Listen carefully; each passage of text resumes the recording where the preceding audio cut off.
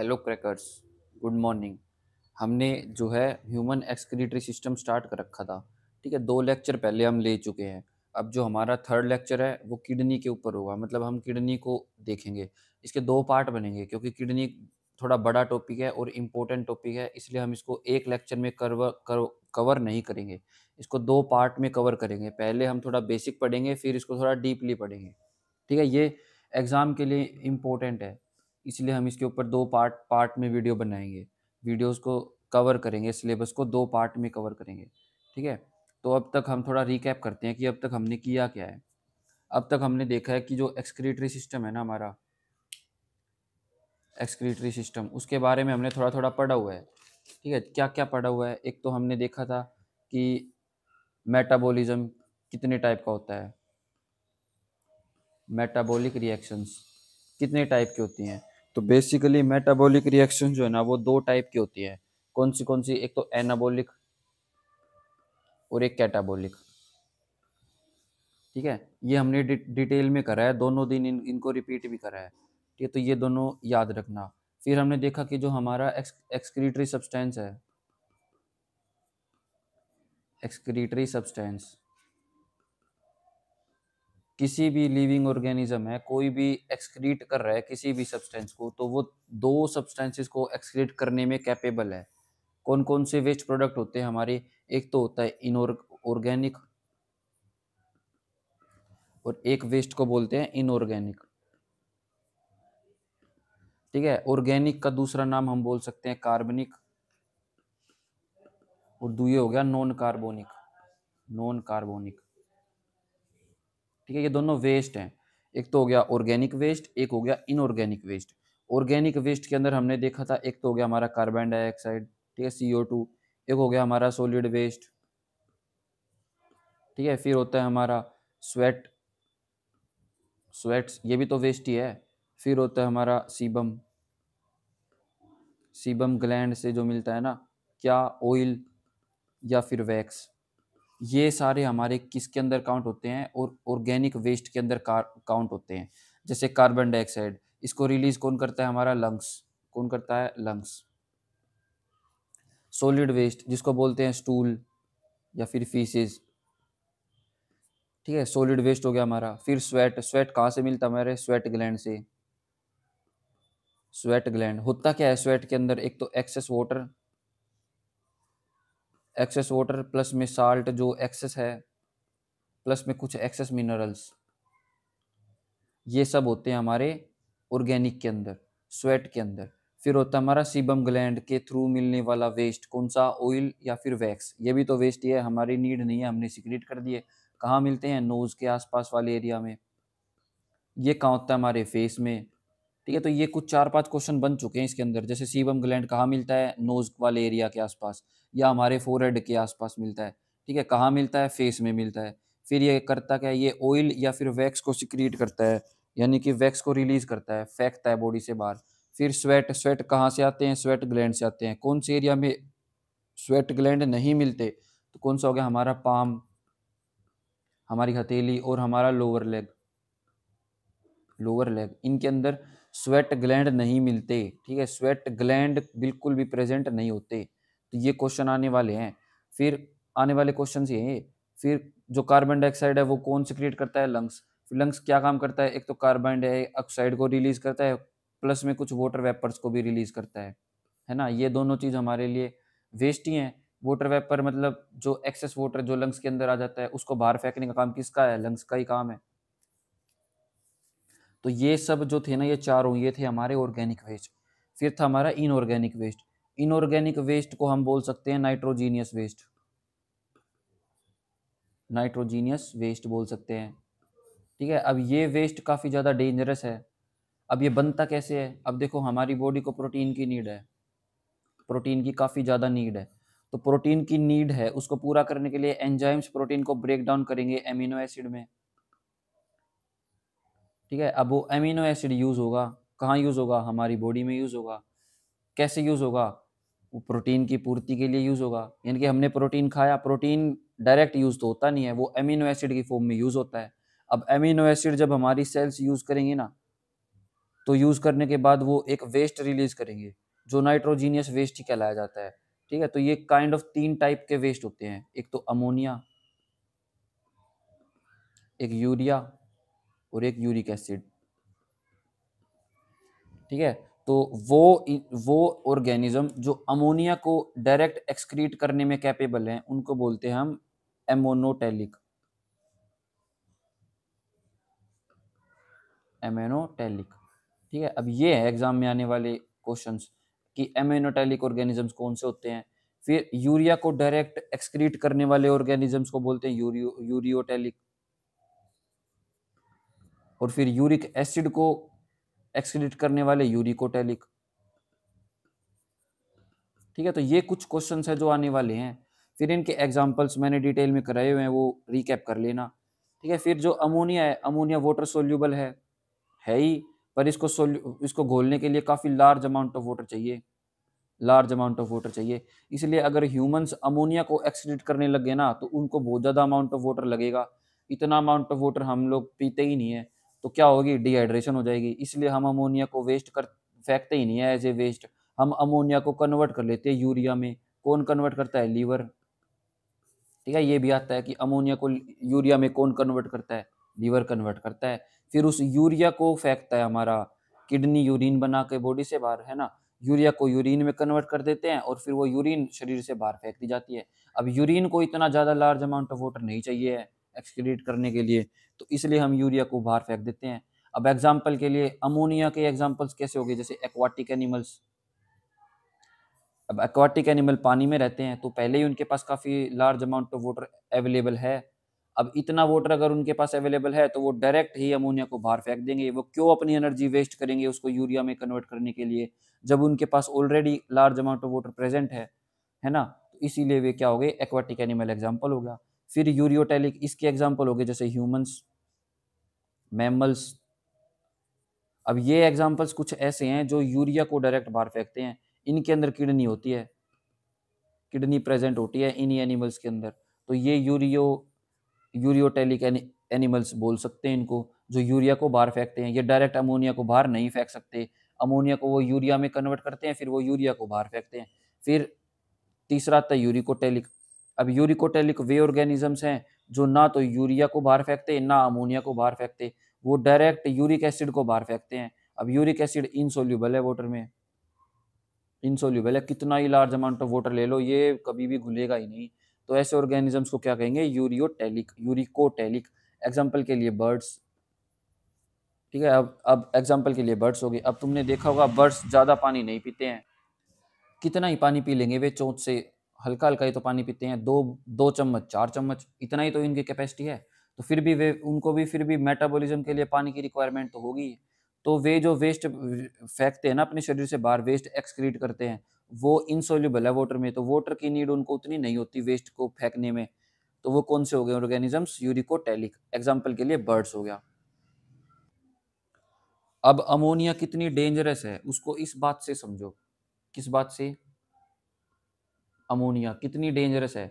जैसे तुमने देखा होगा, अब तो चलो कहाँ देखते होगे, अब तो मशीनों ने सब कुछ चेंज कर दिया है। पहले क्या होता था, जैसे सीवेज है, सीवर वाला एरिया है, वो जो पिट होल है ना, उसके अंदर एक इंसान, खुद इंसान घुसता था, फिर वहां से वो सफाई करता था।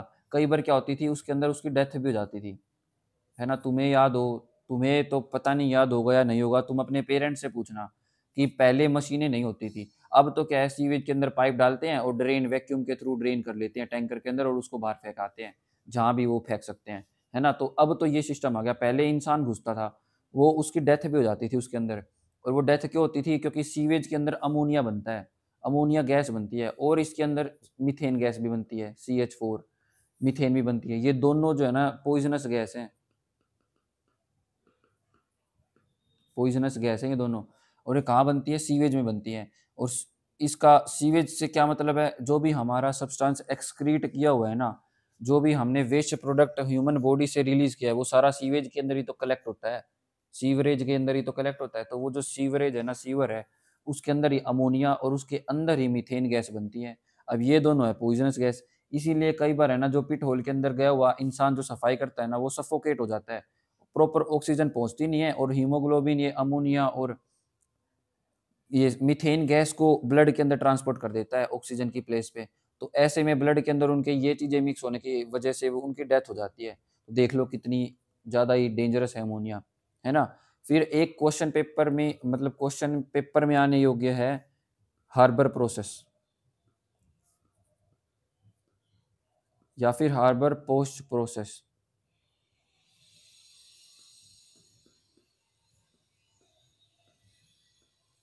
ठीक है, अब ये देखो, ये पेपर में आने वाला क्वेश्चन है, ये टीजीटी में भी पूछा जा सकता है या फिर ये एसएससी के किसी एग्जाम में भी पूछा जा सकता है। क्या है ये हार्बर प्रोसेस या फिर हार्बर बोस प्रोसेस क्या है? ये प्रोसेस है फॉर्मेशन ऑफ एमोनिया को ही इसको बोलते हैं। क्या? फॉर्मेशन ऑफ, जिस प्रोसेस से अमोनिया का फॉर्मेशन होता है ना, उसको बोलते हैं अपन हार्बर हार्बर प्रोसेस। क्या बोलते हैं? Harbour process. ये इंपॉर्टेंट है, इस पे या तो इंपॉर्टेंट लिख लो या स्टार मार्क कर लो। ठीक है, तो ये इंपॉर्टेंट है क्या कि हार्बर प्रोसेस है ना, वो कौन सा प्रोसेस है? वो एक ऐसा प्रोसेस है जिसके अंदर अमोनिया की फॉर्मेशन होती है। ठीक है, अब अमोनिया है, अमोनिया का फॉर्मूला क्या होगा? NH3। अमोनिया NH3 होगा। ये अब ये क्या है? एसिडिक है या बेसिक है? एसिडिक है या बेसिक है? बेसिक है। एसिडिक नहीं है, ये बेसिक है। अब ये एक वीक बेस है, वीक बेस है, यानी कि लगभग 7 के आसपास ही इसका, जैसे 7.4 7.5 इसके आसपास ही इसका पीएच की वैल्यू होगी, क्योंकि ये एक वीक बेस है, वीक बेस है ये। ठीक है, और फिर एक क्वेश्चन ऐसे भी आ सकता है कि बेस को ना पूछ के ये पूछ ले कि लिटमस पेपर को कैसे कन्वर्ट करेगा, किस कलर में कन्वर्ट करेगा। तो ये रेड लिटमस को ब्लू लिटमस में कन्वर्ट कर देगा। अब यही होती है ना एक एल्कलाइन की प्रॉपर्टी, क्या कि वो रेड लिटमस पेपर को ब्लू लिटमस पेपर में कन्वर्ट कर देता है। पीएच को 7 से ऊपर शो करेगा हल्का सा, क्यों? क्योंकि ये एक वीक बेस है। तो ये कुछ प्रॉपर्टीज थी हमारी अमोनिया की। इसकी फॉर्मेशन को तो बोलते हैं हम हार्बर प्रोसेस, हार्बर प्रोसेस से ही इसकी फॉर्मेशन होती है। और इसकी पीएच है अप्रोक्सीमेटली 7 के नज़दीक, 7.5 के आसपास लगा लो, क्यों? क्योंकि ये वीक बेस है। वीक बेस है तो इसकी इसके आसपास ही होनी चाहिए। फिर एक पेपर में बेसिक या एल्कलाइन नेचर ना पूछते हुए ये पूछ ले कि ये लिटमस पेपर को कैसे अफेक्ट करेगा, तो वो रेड लिटमस को ब्लू लिटमस के अंदर कन्वर्ट कर देगा। इतना ही कर सकता है वो, इससे ज्यादा कर ही नहीं सकता। ठीक है, क्यों? क्योंकि वो एक वीक बेस है। अब बेस रेड को ब्लू ही तो करता है, इससे ज्यादा क्या ही कर लेगा। तो इतना आई गेस आपको समझ आ गया होगा। अब जो है हम थोड़ा सा देखेंगे कि जो हम ह्यूमंस है ना, ह्यूमंस, उनका मेन एक्सक्रीटरी सब्सटेंस क्या है? तो सब्सटेंस तो हो गया यूरिन या फिर यूरिया बोल सकते हैं, यूरिया ही तो है। और उसको एक्सक्रीटरी ऑर्गन कौन सा हो गया? किडनी। किडनी के द्वारा ही तो यूरिन फॉर्मेशन होती है। अब अमोनिया, अब क्वेश्चन देखो कैसे कंफ्यूज करने के लिए आएगा एग्जाम में। अमोनिया जो है, अमोनिया को लीवर कन्वर्ट करता है किसमें? यूरिया में। किसमें कन्वर्ट करता है? यूरिया में। पर यहाँ मैंने क्वेश्चन क्या किया था कि एक्सक्रीटरी ऑर्गन क्या है? इसने तो इसको बना करके किडनी के पास भेज दिया। अब किडनी नहीं तो उसको यूरिन बना के शरीर से बाहर फेंका है, तो किडनी है हमारी एक्सक्रीटरी ऑर्गन। तो यहाँ कंफ्यूज नहीं होना है। अब कुछ देखते हैं कि किस किस ऑर्गेनिज्म के कौन कौन से एक्सक्रीटरी ऑर्गन्स हैं। ठीक है, क्या क्या टॉपिक है? Excretory organs, excretory organs. ठीक है, अब देखो जैसे मैमल्स हैं, ह्यूमंस हैं, ह्यूमन बीइंग्स हैं। पहले तो तुम्हें पता होना चाहिए मैमल्स होता क्या है। मैमल्स वे सारे जीव हैं जो स्तनधारी जीव होते हैं, वे सारे मैमल्स के अंदर काउंट होते हैं। जो अंडा नहीं देते हैं, क्या डायरेक्ट बेबी से बेबी ही प्रोड्यूस करते हैं। जैसे डॉगी है, डॉगी अंडा नहीं देता है। कैट है, कैट अंडा नहीं देती है, वो डायरेक्ट कैट को ही पैदा करती है छोटे बेबी फॉर्म में, है ना। तो वो सारे किस में काउंट होते हैं? मैमल्स में काउंट होते हैं। फिर आते हैं हमारे ह्यूमंस, जो हम खुद ही हैं। फिर आते हैं एम्फीबियंस, एम्फीबियंस। फिर कुछ आते हैं हमारे बर्ड्स। ये जितने भी मैंने बताए ना, ये चार, इन चारों के अंदर क्या होती है? किडनी होती है। किडनी होती है जो मेन एक्सक्रीटरी ऑर्गन का काम करती है। यानी इन चारों का जो एक्सक्रीटरी ऑर्गन है ना, वो किडनी ही है। जैसे अमोनिया को बाहर फेंकना किडनी का काम। ठीक है, बर्ड्स के अंदर क्या है? यूरिक एसिड है, उसको बर्ड्स के अंदर किडनी होती है, तो वही किडनी के थ्रू ही वे बर्ड्स अपने यूरिक एसिड को बाहर फेंकते हैं। ह्यूमंस का यूरिया किडनी के थ्रू ही बाहर फेंका जाता है, मैमल्स का यूरिया भी किडनी के थ्रू ही बाहर फेंका जाता है। तो ये है ना, इंपॉर्टेंट है। ठीक है, फिर ये तो किडनी के थ्रू फेंकते हैं। फिर एक क्वेश्चन आता है कि फ्लैट वॉर्म, या फिर एक आ सकता है अमीबा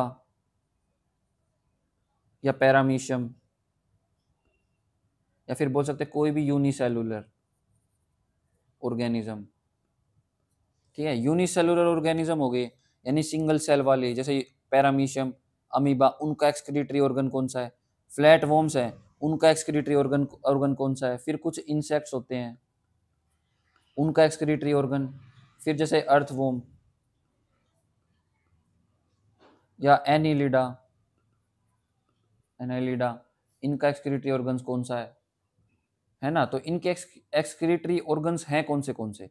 फिर फ्लैट वॉर्म है, फिर या बोल सकते हैं हम प्लेटे हेलिमेंथस,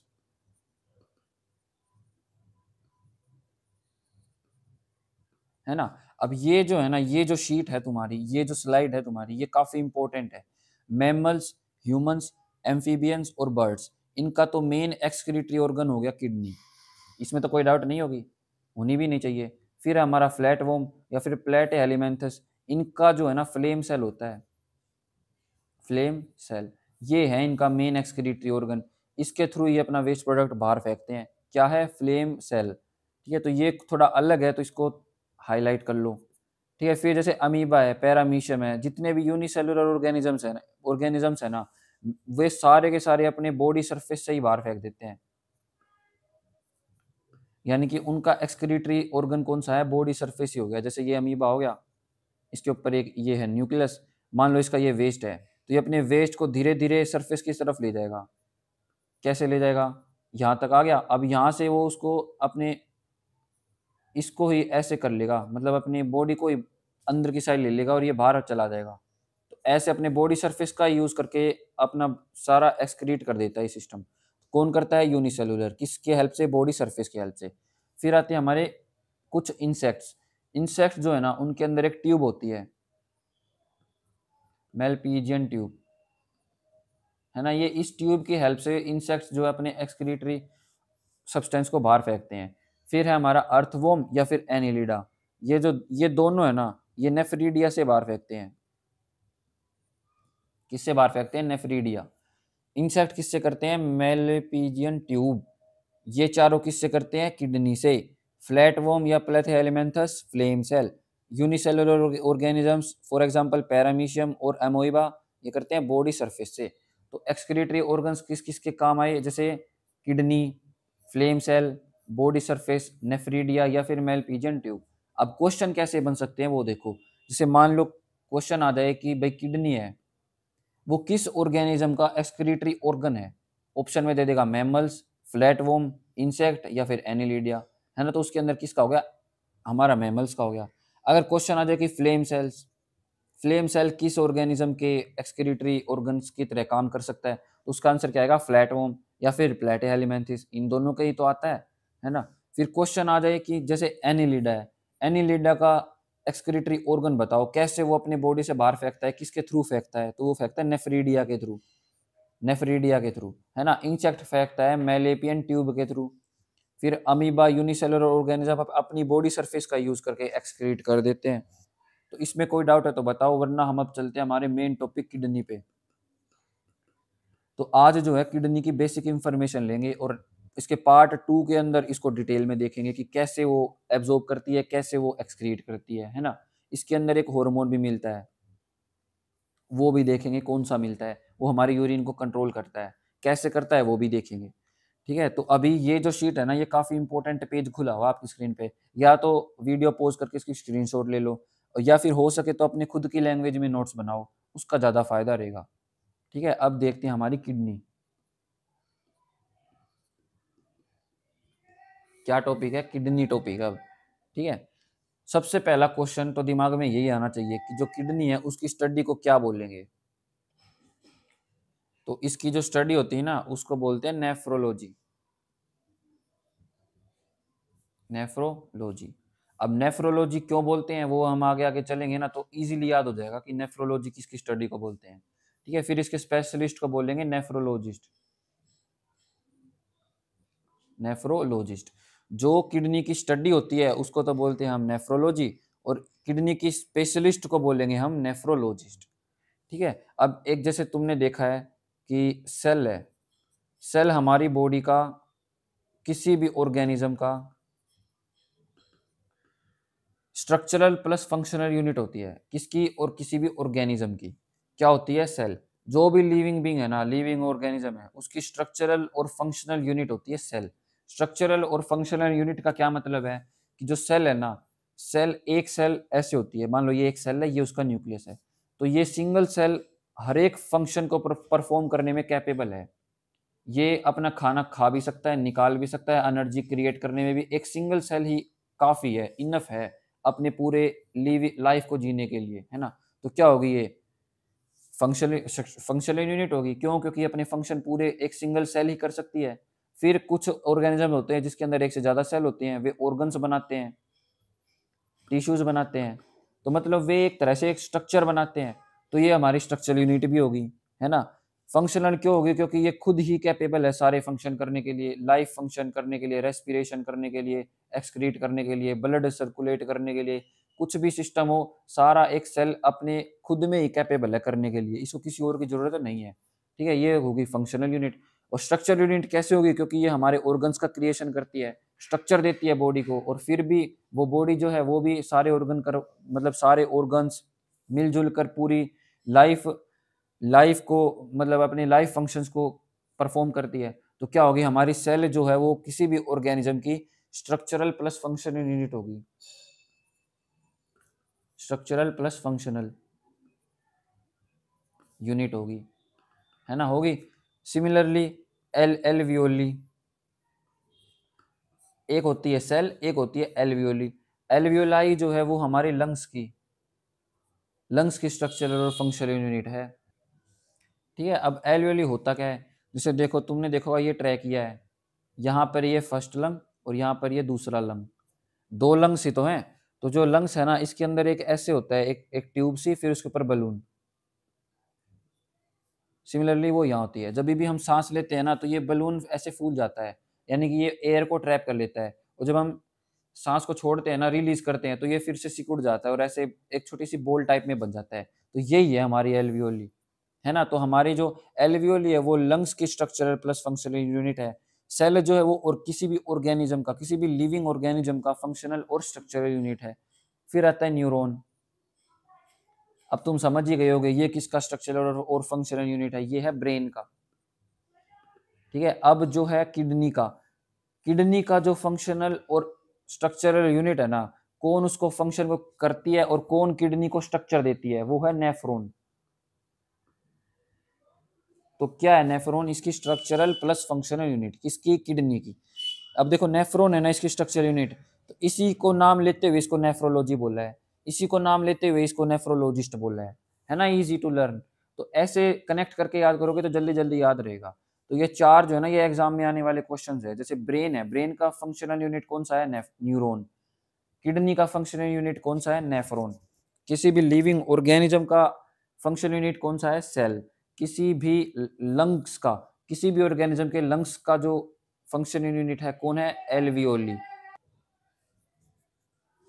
ठीक है, तो इसमें कोई डाउट नहीं होना चाहिए। अगर कोई डाउट है तो आप वो कमेंट कीजिए, सबके डाउट सोल्व करे जाएंगे।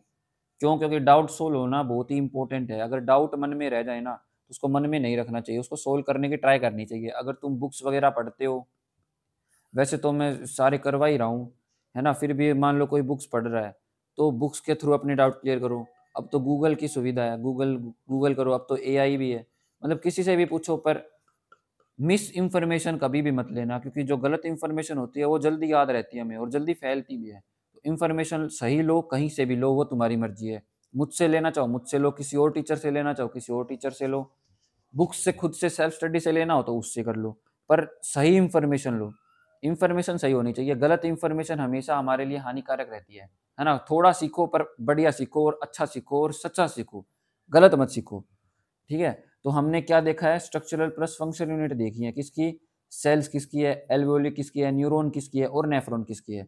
अब किडनी की कौन है? नेफ्रॉन है। ठीक है, अब देखो एक क्वेश्चन था क्या, कि जो हमारी किडनी है, हमारा जो ब्लड है वो कितनी देर में हमारा ब्लड प्योरीफाई हो जाता है और कितना प्योरीफाई हो जाता है? तो देखो 1 लीटर ब्लड है ना, 1 लीटर ब्लड 1 मिनट में हो जाता है प्योरीफाई, है ना, फास्ट, काफी ज्यादा फास्ट हो गए। 1 लीटर ब्लड 1 मिनट के अंदर प्योरीफाई हो जाता है। ठीक है, फिर हम देखते हैं जो हमारी किडनी है ना, ये बीन शेप की होती है, यानी कुछ कुछ ऐसे इस शेप की होती है, इस शेप की होती है, बीन शेप की।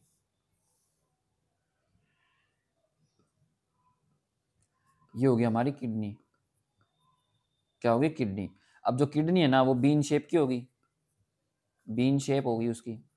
अब किडनी के चारों तरफ एक लेयर होती है, एक लेयर होती है जो किडनी के चारों तरफ होती है ना। इसको क्या बोलते हैं? इसको बोलते हैं रेनल पेरिटोनियम। क्या होती है? ये लेयर होती है, लेयर अराउंड किडनी। दोनों किडनीज के चारों तरफ एक लेयर होती है। किसकी लेयर होती है? रेनल पेरिटोनियम, पेरिटोनियम की लेयर होती है। फिर एक क्वेश्चन आता है कि पेरिकार्डियम क्या होता है। एक जैसे से वर्ड है ना, पेरिकार्डियम। ठीक है, अब देखो कार्डियम वर्ड आ गया, कार्ड आ गया। अब ये आते ही आपको आपको दिमाग में आना चाहिए था, आपके दिमाग में, कि कार्डियम है यानी कि हार्ट से रिलेटेड होना चाहिए, और वो सही भी है। हार्ट की जो लेयर होती है ना, हार्ट लेयर, उसको बोलते हैं कार्डियो पेरिकार्डियम। ठीक है, और जो किडनी के चारों तरफ लेयर होती है उसको बोलते हैं पेरिटोनियम। तो ये जो क्वेश्चन है ना, ये इंपॉर्टेंट है, पूछे जा चुके हैं ये, और आगे भी पूछे जा सकते हैं, है ना। क्यों पूछे जा सकते हैं? क्योंकि ये पहले पूछे जा चुके हैं, और पहले इसीलिए इंपॉर्टेंट रहता है प्रीवियस ईयर क्वेश्चन करने के लिए। बोलते हैं ना टीचर्स की PYQs करो, क्यों करो? क्योंकि कई क्वेश्चन है ना वैसे as as it is repeat हो जाते हैं। तो हमें ऐसी गलती करनी नहीं चाहिए, जो पेपर में आ चुके वो तो करके ही जाने चाहिए, क्योंकि वो अगर रिपीट हो रहे हैं ना, तो हो सकता है जो नहीं करके गया उससे ज्यादा हमारे नंबर बनेंगे, बनेंगे ही बनेंगे, क्योंकि क्योंकि कुछ बच्चे करके ही नहीं जाएंगे। अब वो तो उनका नुकसान है ना, करना तो हमारे हाथ में है। तो प्रीवियस ईयर क्वेश्चन जो आ चुके हैं ना, वे करके जाने चाहिए, इसलिए ये इंपॉर्टेंट हो गया। अब देखो पेरिटोनियम तो हो गया किडनी की लेयर, और पेरिकार्डियम हो गया हमारा हार्ट की लेयर। ठीक है, अब किडनी, हमारी बॉडी में 2 किडनी होती हैं, एक लेफ्ट साइड में, एक राइट साइड में। ठीक है, अब जो ये वाला पार्ट हो गया, जो आउटर पार्ट हो गया, ये तो हो गया हमारा कनकेव के टाइप का, और जो इनर पार्ट हो गया ये कैसा हो गया हमारा? कन्वेक्स के टाइप का। अब जैसे ये है आउटर पार्ट है इसका, यानी कि ये ऐसे है, इसके आउटर पार्ट को देखोगे तो ये किसका है? कन्वेक्स। लेंसेज करे थे ना हमने 10th में ऑप्टिक्स के अंदर, तो ये कन्वेक्स की शेप का हो गया, और जो इनर पार्ट है ये वाला पार्ट, ये कनकेव की शेप का हो गया। अगर ऐसे याद नहीं रह रहे ना, तो आप ऐसे देखो, जैसे ये है, जैसे ये एक गुफा है, ठीक है, ये चट्टान के ऊपर गुफा है, ये पेड़ होगा। गुफा के अंदर घुसने का एरिया से थोड़ा धसा वसा होता है ना, यहाँ से एंट्री होती है। अब ये एक केव टाइप में बन रहा है, क्या बन रही है? केव। केव क्या होती है? गुफा होती है। तो इसको ऐसे याद रखो, कनकेव जब भी आ जाए ना, तो उसको समझ जाओ गुफा की शेप का होगा। तो ये देखो ऐसे है, तो मतलब क्या होगा? ये कनकेव है। इस वे में याद रख लो, अगर याद रहने में दिक्कत दिक्कत हो रही हो तो, वरना ये याद रहना चाहिए, बिल्कुल बेसिक सा वर्ड है ये, कुछ डीप था नहीं इसके अंदर। ठीक है, तो कनकेव क्या होगा? इसका इनर पार्ट, यानी कि इनर पार्ट ये वाला पार्ट, किडनी के अंदर वाला पार्ट कनकेव हो गया, और किडनी के बाहर वाला पार्ट कन्वेक्स हो गया। ठीक है, ये भी पेपर में आने वाला क्वेश्चन है। फिर या तो बीन शेप बोल सकते हैं, या फिर एप्पल सीड होता है ना, एप्पल का बीज, सेब का बीज, वैसे वैसे शेप होती है हमारी किडनी की।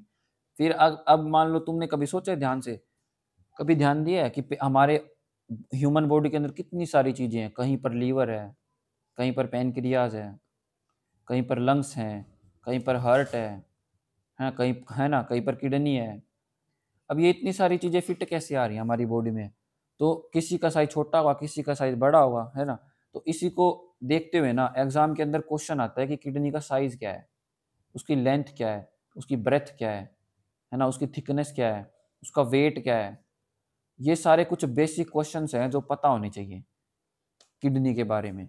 ठीक है, तो देखो इसको इसको याद करने का तरीका ऐसे है, ऐसे करो जैसे 2 से 3, 5 7, 2 3 5 7 10 12, और 12 17, 12 17, ऐसे याद करो इसको। ये क्या होगी? थिकनेस होगी, यानी कि जो किडनी है उसकी मोटाई कितनी है, कितना थिक है, कितनी होगी? 2 से 3 सेंटीमीटर थिकनेस होगी। फिर ये होगी उसकी विड्थ, मतलब उसकी चौड़ाई, की चौड़ा कितना है, वो विड्थ कितनी है, वो कितनी है? 5 से 7 सेंटीमीटर। ठीक है, फिर उसकी लेंथ, उसकी हाइट, हाइट कितनी है किडनी की, वो 10 से 12 सेंटीमीटर। फिर 120 से 170 ग्राम उसका क्या हो गया, वेट हो गया। इजी था ना, याद करना कैसे है, 2 3 5 7 10 12 12 17 है ना, फिर जीरो लगा देना। ये तो हो गया उसका वेट कितना, 120 से 170 ग्राम। अगर एग्जाम में ये दोनों ना दिए हो तो इनके बीच की कोई वैल्यू दी होगी, या फिर इन दोनों का एवरेज दिया होगा, तो वो सारे राइट आंसर हैं। डिपेंड करता है कि ऑप्शन में दे क्या रखा है। हाइट पूछे कि कितनी हाइट है, तो वो 10 से 12 सेंटीमीटर है। विड्थ कितनी है, यानी कि चौड़ाई कितनी है, कितनी चौड़ी है हमारी किडनी, तो 5 से 7 सेंटीमीटर चौड़ी है। फिर थिकनेस पूछे तो थिकनेस कितनी होगी, 2 से 3 सेंटीमीटर। कितना ही होता है ये, इतना ही तो होता है, मतलब इतना सही तो है। और विड्थ देखे तो इतनी सी होगी, है ना। अगर इसकी हाइट देखे तो 10 से 12 सेंटीमीटर इतना हो गया, 15 सेंटीमीटर का तो अप्रोक्सीमेटली इतना स्केल हो ही जाता है ना। तो इतनी इतनी से आसपास में इतनी है हमारी किडनी, हाथ में पूरी आ जाएगी आराम से। फिर अगर ये तो था सेंटीमीटर में, अगर पूछे इंचज में, अब एग्जाम में तो किसी भी तरह से आ सकता है, सेंटीमीटर में भी ऑप्शन दे सकता है, इंच में भी दे सकता है। इंच में याद करना इससे भी आसान है, जैसे 1 2 3 4 5 हो गया, इंच है ये।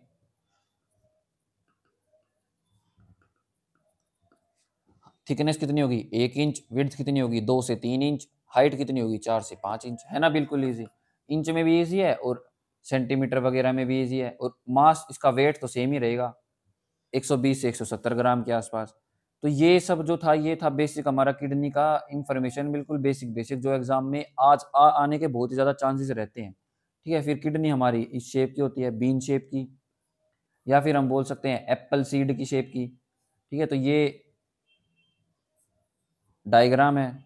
अब ये डायग्राम क्यों दिखा रहा हूँ मैं, क्यों, क्योंकि ऐसे क्वेश्चन पेपर में पेपर आता है कि सीक्वेंशियल फॉर्म क्या है यूरिन का।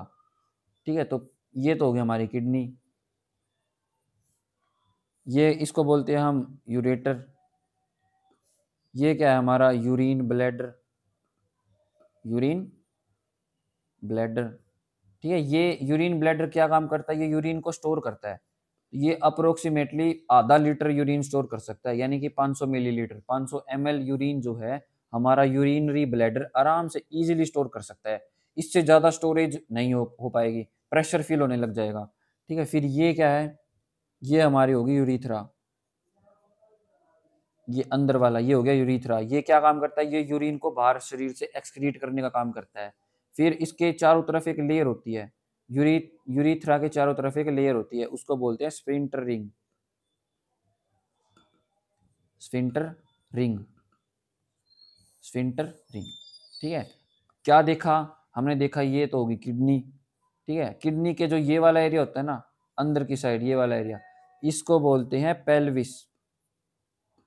अब ये इंपॉर्टेंट है, क्यों इंपॉर्टेंट है, क्योंकि किडनी से प्योरिफिकेशन होने के बाद जो टेम्परेरीली स्टोर होगी ना यूरिन, वो यहीं पर स्टोर होगी। कहाँ स्टोर होगी, पेल्विस के अंदर, यहीं पर स्टोर होगी। फिर उसके बाद ये यहाँ से यूरिथ्रा के थ्रू वहां से यूरिथ्रा में जाएगी, यूरिथ्रा से फिर ये स्टोर होगी। परमानेंट स्टोरेज यहाँ होती है, जब तक वो शरीर से बाहर ना निकाल दे तब तक स्टोर कहाँ निकलेगी, कहाँ कहाँ होगी, यूरिनरी ब्लैडर में। कितना स्टोर हो सकता है, अप टू 500 मिलीलीटर। फिर ये यूरिथ्रा के थ्रू बाहर निकल जाएगी। ये था यूरिटर, ये था यूरिथ्रा, कंफ्यूज नहीं होना, यूरिटर यूरिटर और यूरिथ्रा। ठीक है, फिर यूरिथ्रा के चारों तरफ होती है स्फिंक्टर रिंग। अब स्फिंक्टर रिंग का फंक्शन क्या है, इसका फंक्शन है हमें हमारे जो यूरिन को रोकने का स्ट्रेंथ देना। यानी कि काफी बार क्या होता है, मान लो किसी ने पानी पिया, उसको यूरिन काफी ज्यादा जोर से प्रेशर लग रहा है, पर फिर भी प्रेशर लग रहा है, पर फिर भी वो जा नहीं रहा है, मतलब वो रोक पा रहा है अपने प्रेशर को। तो वो रोकने का काम कौन करती है, स्फिंक्टर रिंग करती है। यानी कि 10-15 मिनट, 1 घंटा, 1.5 घंटा, 2 घंटा, तब तक रोकने का काम करती है हमारी स्फिंक्टर रिंग। ठीक है, अब तुमने देखा जैसे बच्चे बेड के अंदर ऐसे ही सुसु कर देते हैं, पेशाब कर देते हैं, मतलब ऐसे ही हल्के हो जाते हैं, यूरिन कर देते हैं। क्यों, क्योंकि उनके अंदर तो स्फिंक्टरिंग डेवलप ही नहीं होती, डेवलप्ड ही नहीं है बच्चों के अंदर, इसलिए ये दिक्कत आती है। इसीलिए उनको हगीज वगैरह पहनाई जाती है। क्यों, क्योंकि उनके तो बस में है ही नहीं, यूरिन बनी, स्टोर होते ही निकल गई, यानी कि स्टोरेज भी इतनी हो नहीं पाई अच्छे से। क्यों, क्योंकि उनके पास स्फिंक्टरिंग डेवलप्ड ही नहीं है। फिर बारी आती है ओल्ड एज में। ओल्ड एज में जैसे तुमने देखा होगा, हगीज जो है ये अब बूढ़े लोगों के लिए भी आते हैं, है ना। क्यों आते हैं, क्योंकि उनकी जो स्फिंक्टरिंग है ना, ये काइंड ऑफ मसल ही तो है।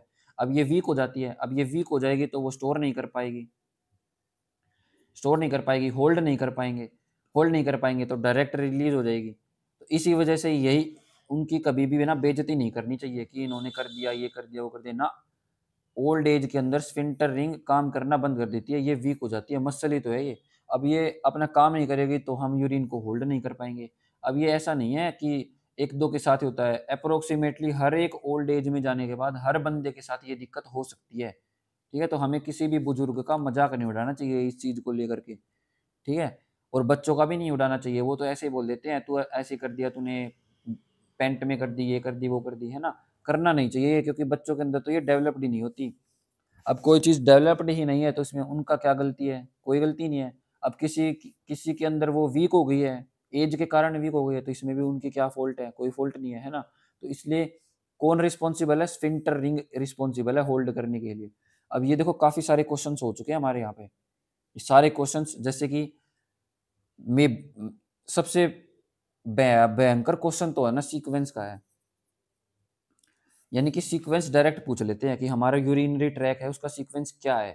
क्या है, पहले तो होगा किडनी, ठीक है, किडनी से होगा यूरेटर में, यूरेटर से होगा यूरिनरी ब्लैडर में, यूरिनरी ब्लैडर में, यूरिनरी ब्लैडर से कहाँ आ जाएगा ये, यूरिथ्रा में। तो ये है करेक्ट सीक्वेंस, किडनी, फिर यूरेटर, फिर यूरिनरी ब्लैडर और फिर यूरेथ्रा, है ना। ये सीक्वेंस पहले पूछा जा चुका है और इसके चांसेस है आगे भी पूछे जा सकते हैं, क्यों, क्योंकि ये इंपॉर्टेंट है। कंफ्यूजन कहाँ होती है, एक तो यूरेटर में और एक यूरिथ्रा में। ठीक है, यूरेटर तो है हमारे पहले वाला और यूरेथ्रा है हमारा बाद वाला, तो इसको ध्यान रखना। तो ये हमारे पार्ट 1 में आज इतना ही रहेगा, लेक्चर शायद 30-40 मिनट का हो गया होगा, तो ज़्यादा लंबा लेक्चर लेने का फायदा नहीं है, कैपेसिटी नहीं होती बच्चों की। ठीक है, नेक्स्ट लेक्चर के अंदर हम किडनी कैसे प्योरीफाई करती है, कहाँ से आता है, रेनल वेन, रेनल आर्टरी वगैरह, इनके बारे में हम कल देखेंगे। ठीक है, अगर पार्ट 2 में कंप्लीट हो गया तो वो वेल एंड गुड, बहुत ही अच्छी बात है, वरना पार्ट 3 भी लेंगे। क्यों, क्योंकि किडनी काफ़ी इंपॉर्टेंट टॉपिक है, ये एग्जाम पॉइंट ऑफ व्यू के लिए भी इंपॉर्टेंट है और इसका फंक्शन पता होना चाहिए, एक एक बेसिक ह्यूमन को भी पता होनी चाहिए कि हमारी किडनी कैसे काम करती है ताकि हेल्दी रह सके, है ना। तो इसलिए इंपॉर्टेंट टॉपिक हो गया। तो अभी पढ़ लो, किसी को कोई डाउट रहती हो तो वो हमारे कमेंट सेक्शन में कमेंट कर दो, तुम्हारा ये वो एरिया। ठीक है, सब्सक्राइब करो, लाइक शेयर करो और कमेंट करो। ठीक है गाइस, तो thank you and have a nice day, bye, sayonara.